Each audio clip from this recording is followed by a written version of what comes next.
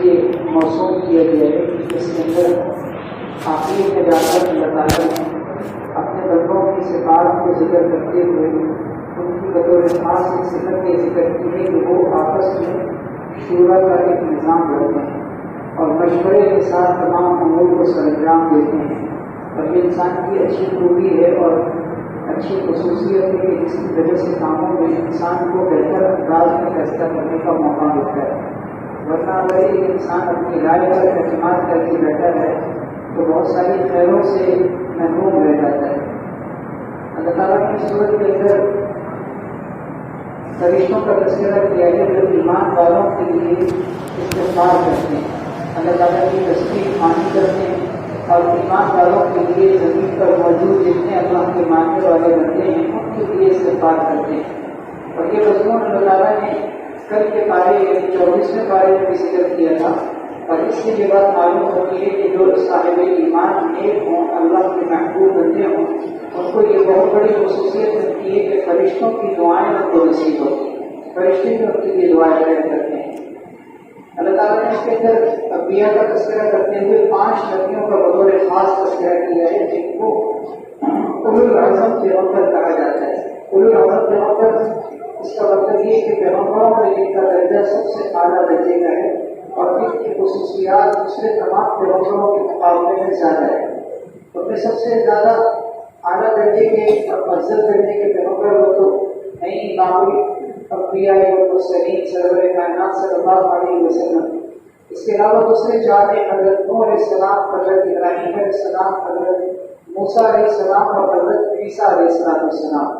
ان 4 پیغمبروں کا تذکرہ کرتے ہوئے اللہ تعالیٰ نے فرمایا کہ یہ 4 یا اسی طریقے سے پیچھے جتنے بھی انبیاء گزرے ہیں ان سب کی شریعت اگرچہ مختلف لیکن دین سب کا ایک ہی ہے جس کو کہا جاتا ہے اسلام. شریعت اس کا مطلب جزوی اور فروعی احکام ہیں. ہر زمانے کے اعتبار سے مختلف معاملات رہے ہیں لیکن دین اور اسلام سب کا سب ایک ہی ہے. اور نبی کریم صلی اللہ علیہ وسلم کو بھی جو دین دیا گیا دین اسلام, اس کے اندر بھی یہی تعلیم ہے کہ اپنے رب کی عبادت کرو اور اس پر جمے رہو, اپنی خواہشات کی پیروی مت کرو. کوئی اگر مخالفت کرنے والا ہے تو اس کو ڈنڈے کی چوٹ پر کے کہہ دو کہ میں تو اللہ پر ایمان لایا ہوں, تم جانو تمہارے اعمال جانے, ہم تمہاری پیروی نہیں کر سکتے. اللہ یجمع بیننا و الیہ المصیر. اللہ تعالیٰ نے دنیا اور آخرت کی کھیتی کا تذکرہ کیا کہ کچھ لوگ ایسے ہیں جو آخرت کی کھیتی کے طرفدار ہوتے ہیں, اللہ تعالیٰ ان کی کھیتی میں اضافہ کرتے ہیں. اور جو لوگ دنیا کی کھیتی کے طرفدار ہوتے ہیں دنیا کی کھیتی ان کو مل جاتی ہے. ایسا نہیں کہ محروم ہو جائیں لیکن آخرت میں ان کا کوئی حصہ نہیں ہوتا. لیکن جو دنیا آخرت کی کھیتی کی طرفدار ہوتے ہیں ایک تو ان کو آخرت کی کھیتی بھی ملتی ہے, دوسرا دنیا بھی ان کی رایا نہیں جاتی. اللہ دونوں جہان عطا کرتے ہیں. اسی لیے ہمیں دعا میں بھی یہ سکھایا گیا ہے جو سورہ بقرہ دوسرے پارے میں ہے, ربنا آتنا فی الدنیا حسنۃ وفی الآخرۃ حسنۃ. صرف انسان کا دنیا کا طرفدار نہیں ہونا چاہیے بلکہ دونوں جہان کی نعمتوں کو اللہ تعالیٰ سے مانگنا چاہیے. اللہ تعالیٰ نے اپنے رزق کی تقسیم کو ذکر کیا ہے کہ اللہ تعالیٰ نے رزق کی تقسیم اپنے ہاتھ میں رکھی ہے. اللہ تعالیٰ جتنا چاہتے ہیں, جیسے چاہتے ہیں, جب چاہتے ہیں, جس کے لیے چاہتے ہیں رزق کو کھول دیتے ہیں اور جس کے لیے چاہتے ہیں رزق کو بند کر دیتے ہیں. یہ رزق کا کھولنا یا بند کرنا خدا نخواستہ کوئی اس لیے نہیں ہے کہ اللہ کے خزانے میں کوئی کمی ہے. اللہ تبارک و تعالیٰ نے رزق کی یہ تقسیم اس لیے رکھی ہے کہ اگر سب کو اللہ تبارک و تعالیٰ کھلا رزق دے دیتے تو بہت سے لوگ زمین میں سرکش ہو جاتے. دوسرا یہ کہ آپس میں اس رزق کی تقسیم کا فائدہ یہ بھی ہے کہ ایک دوسرے سے ضروریات وابستہ ہوں. اگر سب کے سب مالدار دولت مند ہوتے تو ظاہر ہے کہ پھر گھر کے درجے کا کام کون کرتا. آج معاشرے میں کتنے سارے ایسے کام ہمیں کرنے والے ملتے ہیں کہ اگر ان کو دولت مل جائے تو وہ اس کام کو چھوڑ دیں, اور سب کو دولت مل جائے تو اس کام کو کرنے والا بھی کوئی نہیں ہے. یہ سوچیے کہ اتنی بڑی حکمت اللہ تبارک و تعالیٰ نے رکھی ہے. اس قسم کا تذکرہ کرتے ہوئے اللہ تعالیٰ نے بطور خاص یہ آیت ذکر کی جو بڑی پیاری آیت ہے سورۃ الشورى کی 19 نمبر آیت ہے. اللہ لطیف بعبادہ یرزق من یشاء وهو القوی العزیز. اللہ تبارک و تعالیٰ نے اپنے بندوں کا رزق جو ہے وہ اپنے ہاتھ میں رکھا ہے اور یہ اللہ رب العزت کی طاقت اور قوت میں ہے. اللہ چاہے سب کو رزق دے سکتے ہیں لیکن رزق کی تقسیم میں اونچ نیچ کی یہ حکمتیں ہیں جو آگے کئی آیتوں میں گزری ہیں۔ اللہ لطیف بعبادہ یرزق من یشاء، یہ وہ آیت ہے سورۃ الشورى کی 19 نمبر آیت، جس کے بارے میں یہ کہا گیا ہے کہ روزگار کے حوالے سے یا وسعت اور کشادگی کے طلبگار اگر اس آیت کو فجر کی نماز کے بعد 70 مرتبہ روزانہ پڑھیں، اللہ تبارک و تعالیٰ رزق کی فراوانی اور وسعت عطا فرماتے ہیں۔ اگر روزگار کا مسئلہ ہو تو اللہ تبارک و تعالیٰ حل کر دیتے ہیں۔ اس آیت کی خصوصیات میں سے بطور خاص ایک اہم خصوصیت ہے جو ہمارے سلف صالحین اور بزرگان دین سے مقبول ہے۔ اللہ تعالیٰ نے توبہ قبول کرنے کا تذکرہ کیا کہ توبہ اللہ تعالیٰ قبول کرتے ہیں اور گناہوں کو معاف کرتے ہیں۔ اللہ تبارک و تعالیٰ نے یہ پیار بھرا انداز قرآن کریم میں کئی جگہ ذکر کیا۔ یہاں اس صورت کے اندر بھی اللہ تعالیٰ نے اس صفت کا تذکرہ کیا کہ میں اپنے بندوں کی توبہ کو قبول کرتا ہوں اور ان کے گناہ اگرچہ وہ کتنے کثیر ہی کیوں نہ ہو لیکن اللہ تبارک و تعالیٰ معاف کر دیتے ہیں۔ یہ اللہ تبارک و تعالیٰ کا اپنے بندوں پر فضل اور کرم ہے۔ اس کے ساتھ اللہ تعالیٰ نے اپنے مومنین بندوں کی کچھ پیاری صفات ذکر کی ہیں کہ جن صفات میں انسان کے لیے دنیا آخرت کی کامیابی ہے۔ مثلاً پہلی صفت یہ ذکر کی ہے کہ وہ اللہ تبارک و تعالیٰ پر توکل اور بھروسہ رکھتے ہیں۔ دوسری صفت یہ ہے کہ وہ گناہ کبیرہ سے اور بے حیائی کے کاموں سے بچتے ہیں۔ چھوٹے گناہ انسان سے ہو جاتے ہیں، انسان سے بڑے گناہ بھی ہو جاتے ہیں، لیکن گناہ پر جمنا، گناہ پر ڈٹے رہنا اور گناہ پر انسان کا جمے رہنا یہ ہے انسان کی سرکشی۔ ورنہ انسان کو اپنی طبیعت کے اعتبار سے فطرت میں گناہگار گناہ کی طرف مائل پیدا کیا گیا ہے، لیکن اس گناہ سے بچنے کی انسان کوشش کرتا رہتا ہے۔ یہی اجتناب کہلاتا ہے، کبائر سے بچنا۔ اسی طرح تیسری صفت یہ ہے کہ جب غصہ آتا ہے تو وہ درگزر کر دیتے ہیں، معاف کر دیتے ہیں۔ چوتھی صفت یہ ذکر کی ہے کہ اپنے رب کی بندگی کرتے ہیں، اس کی اطاعت کو بجا لاتے ہیں۔ پانچویں صفت نماز قائم کرتے ہیں۔ چھٹی صفت ان کا آپس میں معاملات کا نظام شورائی ہوتا ہے کہ اپنی کوئی رائے کو فرض آخر نہیں سمجھتے بلکہ مشورے سے اپنے امور کو سر انجام دیتے ہیں۔ اس میں مشورے کی اہمیت کا اندازہ اس بات سے بھی لگایا جا سکتا ہے کہ نبی کریم صلی اللہ علیہ وسلم جو صاحب ولی ہیں، جن کی ہر ادا اللہ تبارک و تعالیٰ کی طرف سے رہنمائی جس کی ہوتی تھی، لیکن اس کے باوجود آپ صلی اللہ علیہ وسلم کو حکم دیا گیا تھا کہ حضرات صاحب کرام سے مشورہ کریں۔ سورہ آل عمران 4 پارے میں اللہ تعالیٰ نے ذکر کیا ہے۔ اور اچھے 5 صفاتوں کی چھٹی صفت یہ ذکر کی ہے کہ اللہ کے راستے میں اللہ کے دیے ہوئے رزق میں سے خرچ کرتے ہیں۔ 7ویں صفت یہ ہے کہ جب ان کے ساتھ کوئی زیادتی ہوتی ہے تو وہ انصاف کے ساتھ بدلہ لیتے ہیں۔ انصاف کے ساتھ بدلہ لینا یہ اخلاقیات کا ایک درجہ ہے کہ انسان ظالم نہ بنے، جتنی زیادتی ہوئی ہے اتنا ہی بدلہ ہے، یہ بھی ایک اخلاق کا ہلکا درجہ ہے۔ لیکن اس سے آگے کا درجہ آگے جا کر ذکر کیا کہ بدلہ لینا جائز تو ہے، لیکن فمن عفا واصلح فاجرہ علی اللہ، جس نے معاف کر دیا، جس نے درگزر کر دیا، جانے دیا، اللہ تعالیٰ کے اوپر اس کا اجر لازم ہو جاتا ہے۔ اس سے معلوم ہوا کہ بدلہ لینے کی گنجائش ہے، لیکن اس شرط کے ساتھ کے برابر سرابر ہو، لیکن معاف کر دینا اس سے آگے کے درجے کا اخلاق ہے۔ اللہ تعالیٰ نے اولاد کی نعمت انسان کو دی ہے اور یہ اولاد صرف اور صرف اللہ ہی دیتے ہیں، اس کے علاوہ کسی میں طاقت نہیں کہ کوئی کسی کو اولاد دے سکے۔ ادھر ادھر انسان کا بھٹکنا، کسی مزار اور کسی پیر کے دروازے پر جانا اور نعوذ باللہ یہ عقیدہ رکھنا کہ فلاں جگہ جا کر بچہ خریدتا ہے اولاد ملتی ہے، یہ انتہائی گری ہوئی سوچ، شرکیہ کفریہ عقیدہ ہے۔ اللہ تعالیٰ نے قرآن کریم میں ذکر کیا ہے کہ اللہ تعالیٰ ہی اولاد عطا فرماتے ہیں، پھر کسی کو چاہتے ہیں تو مذکر بچے دیتے ہیں یعنی صرف زرینہ اولاد دیتے ہیں، کسی کو اللہ تعالیٰ چاہتے ہیں تو صرف مؤنث اولاد دیتے ہیں، کسی کو چاہتے ہیں تو دونوں دے دیتے ہیں اور کسی کو چاہتے ہیں تو دونوں ہی نہیں دیتے۔ یہ چاروں صورتیں ہیں، اللہ تعالیٰ نے چاروں صورتیں ذکر کی اور آخر میں یہ فرما دیا کہ انہ علیم قدیر، اللہ خوب جاننے والے ہیں اور قادر ہیں۔ خوب جاننے والے ہیں اس لیے کہ اللہ کو پتہ ہے کہ کس کو کیا دینا ہے، کتنے دینے ہیں، بچے دینے ہیں یا بچیاں دینی ہیں، دینا ہے نہیں دینا، ایک دینا ہے اسے زائد دینا ہے، یہ سب اللہ کے لیے۔ دوسرا قدیر ہے، اس کے لیے کوئی مشکل نہیں ہے کہ وہ کسی کی اولاد اگر نہیں ہو رہی ہے تو اللہ کی قدرت میں نہیں ہے، اللہ تعالیٰ کے فیصلے پر راضی رہنا چاہیے۔ علیم اور قدیر کہہ کر اللہ سے اولاد کا سوال کرنا اس آیت سے معلوم ہوتا ہے کہ کسی کے یہاں اولاد کے مسائل ہوں، اللہ سے یہ دونوں اسم کے ذریعے سے بات کریں، یا علیم یا قدیر، یا علیم یا قدیر۔ اس لیے کہ اللہ نے اولاد کی نعمت میں بطور خاص اپنے دو ناموں کا تذکرہ کیا ہے۔ سورۃ الزخرف یہ زینت کو کہا جاتا ہے، زخرف زینت کو کہا جاتا ہے۔ اس کے اندر اللہ تعالیٰ نے زینت کا تذکرہ کیا ہے، خاص طور پر کہ ان کو مشرکین کے لیے جو یہ کہا کرتے تھے کہ ہم تو ایمان اس وقت آئیں گے کہ جب ہمارے لیے سونے چاندی کے پہاڑ ہوں، سونے چاندی کی سیڑھیاں ہوں جس پر ہم چڑھ سکیں، جس پر ہم ٹیک لگا سکیں۔ اللہ تعالیٰ نے اس میں مشرکین کی ان باتوں کا تذکرہ کیا ہے، اس لیے سورۃ کا نام سورۃ الزخرف ہے۔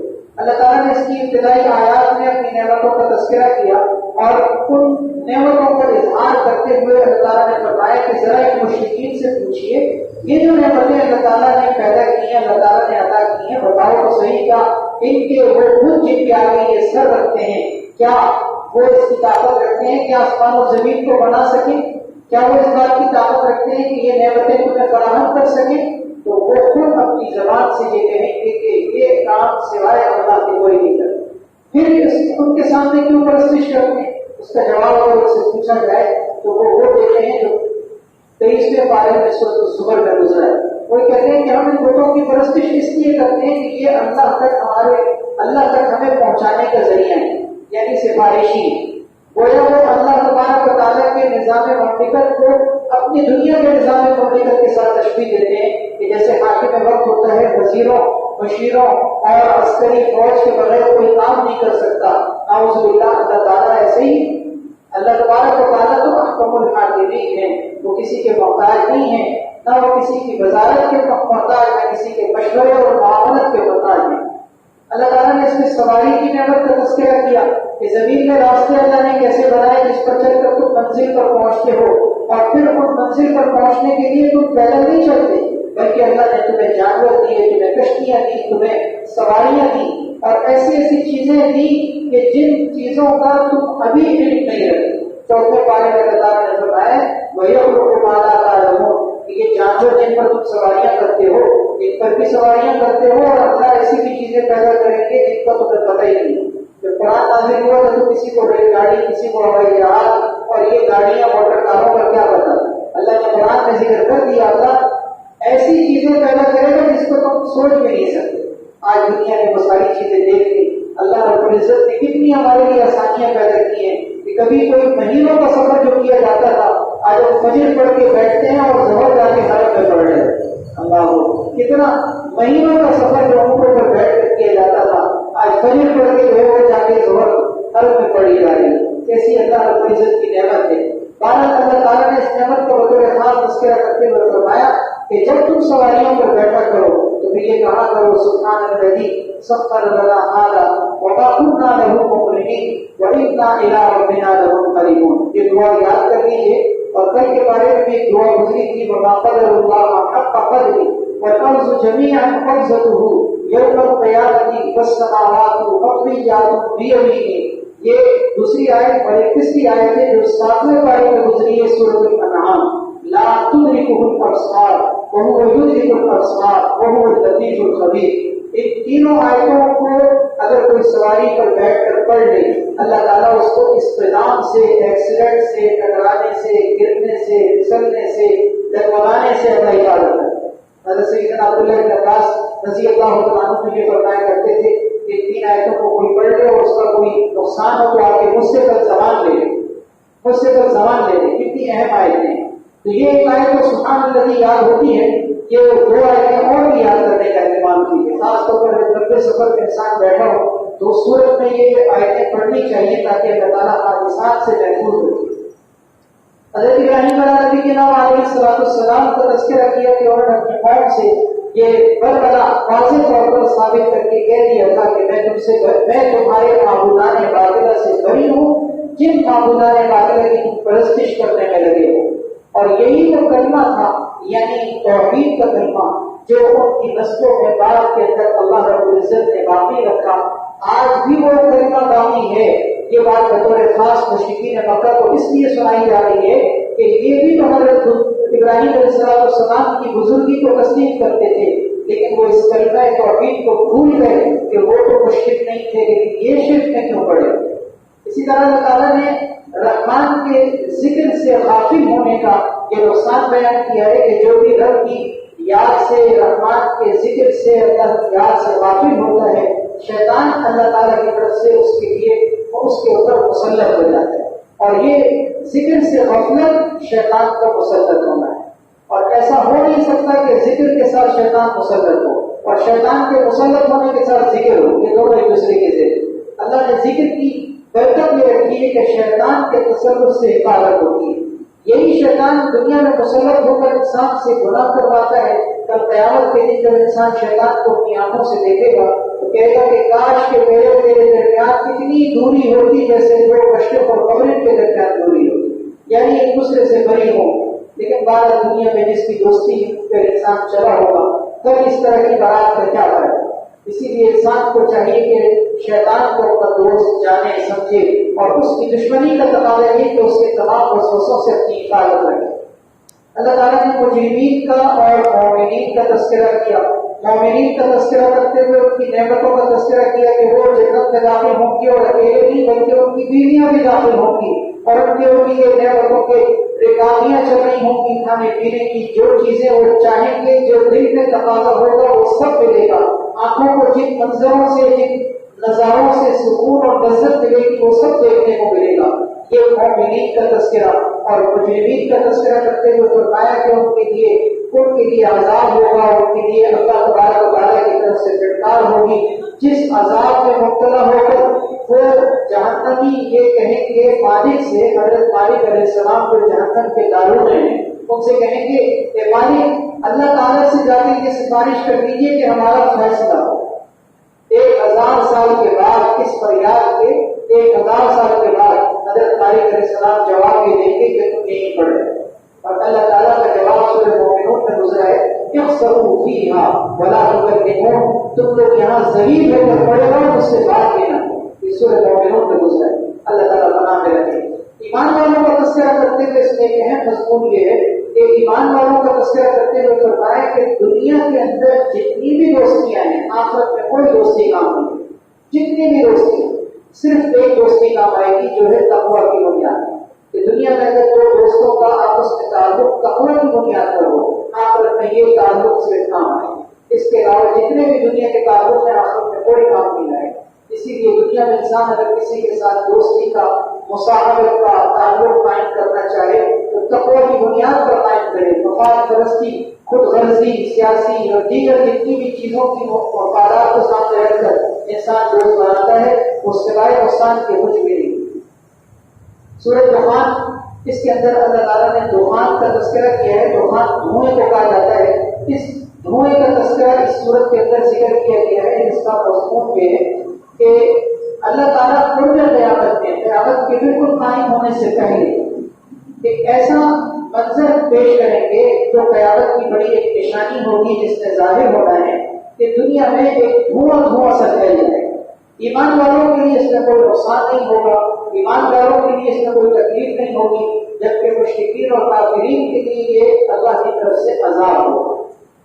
ایک تفسیر کے مطابق دخان کا یہ معنی بھی ذکر کیا گیا ہے کہ یہ نشانی پوری ہو چکی۔ اگر حضور اکرم صلی اللہ علیہ وسلم کے زمانے میں مشرکین کے اوپر اللہ تعالیٰ کی طرف سے یہ عذاب آیا تھا کہ وہ قحط ساری میں مبتلا ہوئے اور ان کے اوپر قحط مسلط کر کے اللہ تعالیٰ نے یہ دکھا دیا تھا کہ پیغمبر کی نافرمانی کرنے کے نتیجے میں تم یہ پریشانیوں کا شکار ہو گئے۔ اور اس قحط سالی کے زمانے میں جو 3 سال ان کے گزرے تھے اس میں ان کا عادت یہ تھا کہ کھانے کے لیے چمڑے کھایا کرتے، جانوروں کے بڑے بڑے مردار کے چمڑے کھایا کرتے تھے۔ اس قدر ان کی بھوک کا عادت تھا کہ ان کے جسم لاغر کمزور ہو چکے تھے، آنکھوں میں بینائی کی کمزوری کی وجہ سے ان کے سامنے دھواں سا نظر آ رہا۔ یہ بھی ایک تفسیر حضرت عبداللہ بن مسعود رضی اللہ تعالیٰ عنہ سے منقول ہے۔ تو یہ دونوں ہی تفسیر کے مطابق دخان کے زمانے ذکر کیے گئے۔ اس کے اندر اللہ تعالیٰ نے بخشہ کبریٰ کا بھی تذکرہ کیا ہے، اور بڑی پکڑ جس کو کہا جاتا ہے، بڑی پکڑ اس کا مطلب آخرت کی پکڑ بھی ہو سکتی ہے جو مشرکین اور کافرین اللہ کے نافرمان بندوں کو ہوگی۔ دنیا میں بھی بخشہ کبریٰ کی تفسیر ایک غزوہ بدر ہے کہ غزوہ بدر میں اللہ تعالیٰ نے مسلمان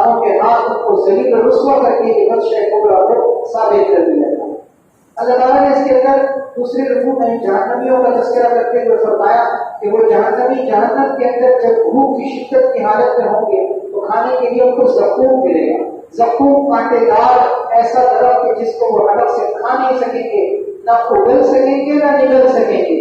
پینے کے لیے ان کو پانی ایسا کھولتا ہوا کہ جو ان کی ہتھیلیوں کو تک کو کاٹ دے.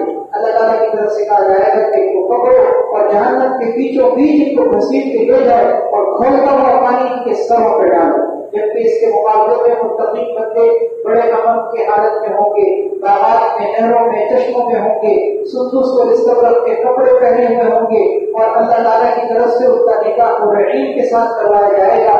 بے وجات اور ثمرات اور پھلوں کے اندر وہ مصروف ہوں گے. یہ اللہ تعالیٰ کی نعمتیں ذکر کرنے کے بعد اللہ تعالیٰ نے فرمایا کہ یہ ہیں اللہ کی نعمتیں. اگر یہ لوگ یہ نعمتیں حاصل نہیں کرنا چاہتے ہیں نبی تو ان کو اپنی حالت میں پڑے رہنے دیں, انتظار کیجیے, یہ بھی انتظار کر رہے ہیں. سورۃ الجاسیہ, جاسیہ خوف کی ایک حالت کو کہا جاتا ہے کہ جب ایک انسان سے کھڑا نہ ہوا جا رہا ہو اور اس کے گھٹنے جواب دے جائیں اور وہ گھٹنے کے بل بیٹھ جائے. اس خوف کی کیفیت کو بعض اوقات انسان جب بہت زیادہ خوف کی حالت میں ہونا تو اپنا جسم نہیں اٹھاتا, اس کے پاؤں میں لرزہ آ جاتا ہے, اس وقت وہ بیٹھ جاتا ہے. اس بیٹھنے کی کیفیت کو جاسیہ کہتے ہیں. اللہ تعالیٰ نے اس کے اندر قیامت کی منظر کشی کرتے ہوئے مشرکین اور کافرین مجرمین کی اس خوف کی کیفیت کو بیان کیا ہے کہ قیامت کے دن ان کی حالت یہ ہوگی کہ تراکل لہو جاسیہ, کہ خوف کی حالت میں وہ اللہ کے سامنے خوف کے مارے پر کبا کر اپنے پاؤں پر بھی کھڑے نہیں ہو سکے. اللہ تعالیٰ نے اس کے اندر تصویر کائنات کی نعمت کو ذکر کیا کہ کس طرح کائنات کے اندر بکھری ہوئی چیزوں کو انسان کے لیے مسخر کیا گیا ہے. مثلاً سمندر کو مسخر کیا, کشتیوں کو مسخر کیا جن کی پشت پر چلتے ہوئے تم رزق کی تلاش میں نکلتے ہو, آسمان و زمین کو مسخر کیا. یہ ساری چیزیں تصویر اللہ رب العزت نے تمہارے لیے اس لیے کی تاکہ تم ان نعمتوں سے فائدہ حاصل کر کے نعمتوں کے پیدا کرنے والے کو پہچانو. اسی طرح اللہ تعالیٰ نے اس میں ان جاننے والوں کا ذکر کیا کہ جو جانتے بوجھتے ہوئے اپنے خواہشات کی پیروی کرتے ہیں, اپنے خواہشات کی پرستش میں لگے رہتے ہیں. فرمایا کہ اے نبی کیا آپ نے ان لوگوں کو دیکھا کہ جو اپنی خواہشات کو اپنا معبود بنائے بیٹھے, خواہشات کو معبود. دنیا میں بہت ساری چیزوں کی پرستش کی جاتی ہے, کسی نے سورج کو پوجا, کسی نے چاند کو, کسی نے درخت کو, کسی نے کس کو, کسی نے پتھر کو پوجا, لیکن سب سے خطرناک جو بت پوجا کیا ہے وہ ہوا ہے. ہوا عربی میں ہوا کہا جاتا ہے اپنا نفس, نفس کی خواہشات, نفس کی حرام خواہشات کو ہوا کہتے ہیں. فرمایا یہ نبی کہ آپ نے ان لوگوں کو دیکھا جو اپنی ہوا کی پرستش میں لگے, اپنی خواہشات کو معبود بنائے بیٹھے ہیں اور اس خواہشات کی پرستش کرنے کی وجہ سے ان کے اوپر ایسی مہر لگی ہے کہ ان کے کانوں پر مہر, ان کے دل پر مہر, ان کی نگاہوں پر مہر, جس کی وجہ سے حق کو قبول کرنے کی صلاحیت سے وہ محروم. اللہ تعالیٰ مقصد کو اتباع ہوا سے بچائے, اتباع سنت رسول صلی اللہ علیہ وسلم اللہ ہم سب کو نصیب فرمائے.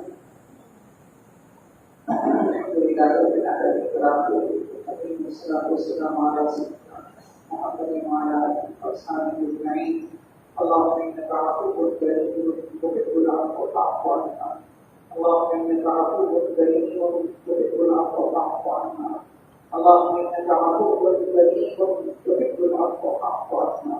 سبحان ربك رب العزة عما يصفون وسلام على المرسلين والحمد لله رب العالمين.